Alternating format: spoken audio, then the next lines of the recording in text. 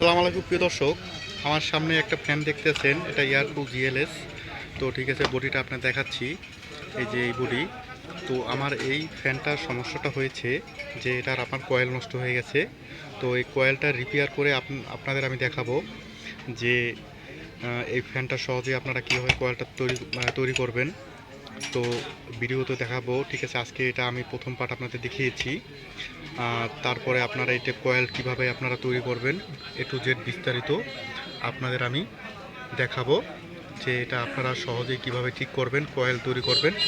আর আর এই যে ঠিক আছে, আপনার যে এই যে সুইচ যদি আপনারা সমস্যা হয়, এই সুইচগুলো আপনি কিভাবে ঠিক আছে রিপেয়ার করবেন, সেটাও আপনাদের বিস্তারিত আমি দেখাবো, যে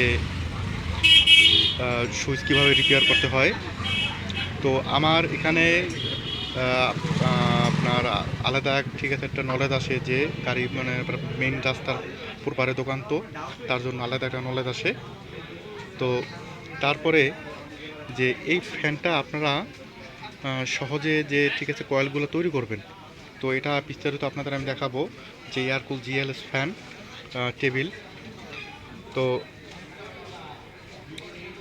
আর কাজ করার পূর্বে অবশ্যই আপনারা দেখে নেবেন যে এটার এই যে ঠিক আছে আমি দেখাচ্ছি আপনাদের, এই যে রটার বুশ, এগুলো ঠিক আছে কি না, কয়েল বাঁধার আগে আপনারা পূর্বে ঠিক আছে দেখে নেবেন। আর টেবিল ফ্যানের এরকম এয়ারকুল জিএলএসের যে যত প্রকারের ফ্যানের আছে, আমার চ্যানেলে ভিডিও দেওয়া আছে, চাইলে আপনারা ওখান থেকে দেখে আসতে পারেন। আর এই ফ্যানটা টোটাল একদম কয়েলটা নষ্ট হয়ে গেছে, আমি এটাকে রিপেয়ার করে আপনাদের আমি দেখাবো যে আপনারা এটা কিভাবে রিপেয়ার করবেন, আর জয়েন্ট কানেকশন এটা কিভাবে আপনারা দেবেন।